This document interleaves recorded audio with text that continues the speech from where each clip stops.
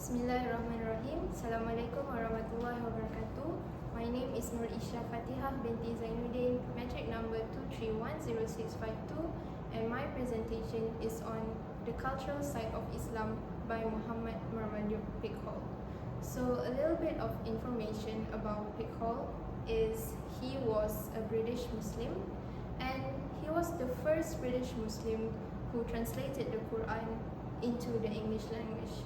And he was a modernist and a revivalist, and he was really aware of the political conditions during his time, and he realized that there was an imagined boundaries between Islam and also the West. So that is why he wrote The Cultural Side of Islam, which was published in 1927. So I am going to highlight some of the main ideas that I found significant in this book. So the first main idea is Islam is the way of life. In page 5, Pickthall said, Islam is a religion which specifically aims at human progress and show the proper way of it in a number of commands and prohibitions covering every avocation in man's daily life, his social life and politics, as well as every prompting of his mind and spirit. So basically, when Pickthall said human progress, he means civilization. So civilization can be in many ways. It can be in law, it can be in politics, society, the way we think, basically everything. And when Pickthall mentioned in a number of commands and prohibition, he meant the laws that are derived from the Quran and Sunnah. So we know in today's globalization, Muslims use Quran and Sunnah as the main reference. And in the last sermon, the Prophet even said, I leave with you two things, the Quran and Sunnah. If you follow these two, you will never go astray. So there is no such terms such as secular or religious in Islam, because in Islam, life and religion is united. So in everything that we do, if we do it in the name of Allah, then it is an ibadah. So moving on to the second point, which is Islam in relation of knowledge.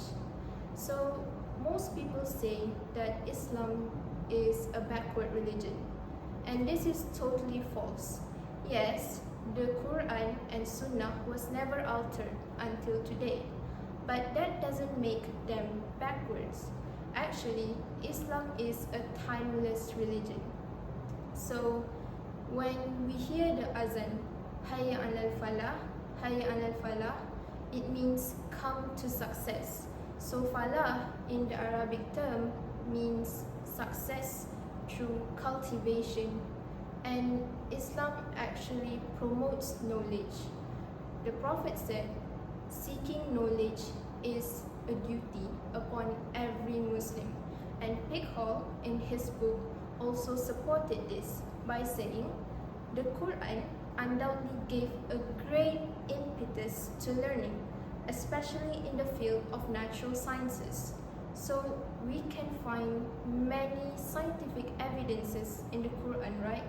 Such as like the formation of fetus in the womb, how the mountains are the stakes of the earth, and also how the sun and moon move in orbits to produce day and night. And the early Muslim scholars, they strive in lots of fields because they study the words of Allah. So we know a lot of Muslim scholars such as Ibn Battuta, the traveler, Ibn Sina, the father of modern medicine, and also Khwarizmi, the father of algebra. And let's not forget the Islamic art.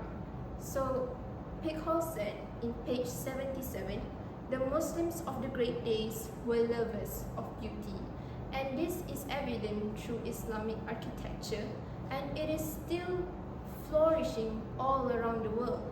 If we can see in Spain, the Palace of Alhambra and Cordova Mosque, and also the Taj Mahal in India, they were all a proof that Islamic architecture is one of the prominent buildings on this earth. Also, the art of calligraphy, which is known as Arabesque, and not to forget, literature. So literature in Islam is a medium to promote knowledge. For example, the Quran. So there is not a single human being who can write verses eloquently as the Quran, because those are the words of Allah, right? And of course, poetry also. So we know the Sahaba, some of them are prominent poets. Let's take an example, Hassan ibn Sabit, right? So during the Prophet's time, a lot of non-Muslims tried to slander him, but Hassan ibn Sabit used poetry to defend the Prophet.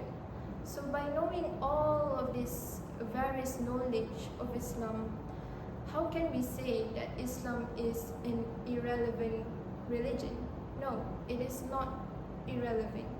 It is still relevant and continue to be relevant until the end of time, because the source of knowledge is Islam itself, and they have been proved by modern research. Now, moving on to the third main idea, which is Islam protects women. So in the book, in page 145, Pickthall said, the laws of Islam with regard to the position of women are intended for the benefit of the woman, for her health and happiness, and the improvement of her material and social position. So basically, before Islam, life was horrible. The Jahiliyyah used to bury their daughters alive, and women are just mere objects. They can't even go to school to seek for education. So when the Prophet came, he elevated the status of women. So he said, paradise lies at the feet of your mother. Now, this is a very powerful saying of the Prophet. It shows how we are required to respect women, because they are the nurturer of the next generation, and we need to respect them as a human being, not as objects. And in the current world, we know that feminism is a common ideology created by the West. But as Muslims, we do not need this ideology, because Islam have already protected us. We do not need this ideology to elevate our status, because Islam preserves our rights as women. So we know that Islam covers all aspects of our life.